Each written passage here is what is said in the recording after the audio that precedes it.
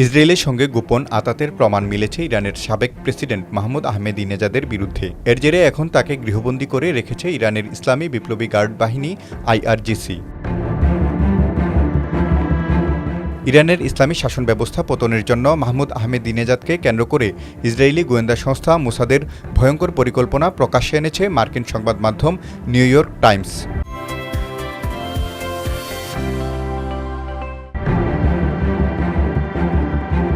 প্রতিবেদনে বলা হয়, আহমেদিনেজাদের ঘনিষ্ঠ সহযোগীদের সঙ্গে মোসাদের যোগাযোগ ছিল এবং গোপন অর্থ লেনদেনের অভিযোগও রয়েছে।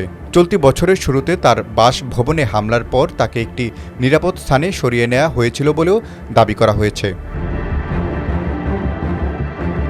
পরবর্তীতে পুরো নেটওয়ার্ক শনাক্ত করে তাকে গৃহবন্দী করে আইআরজিসি। আহমেদিনেজাদের সাবেক উপদেষ্টা আব্দুল রেজা দাভারি দাবি করেছেন, ক্ষমতায় ফেরার আকাঙ্ক্ষা থেকেই তিনি বিদেশি সহায়তা নিতে আগ্রহী ছিলেন। তবে মোসাদ ও আহমেদিনেজাদের পক্ষ থেকে এসব অভিযোগের বিষয়ে কোনো মন্তব্য পাওয়া যায়নি।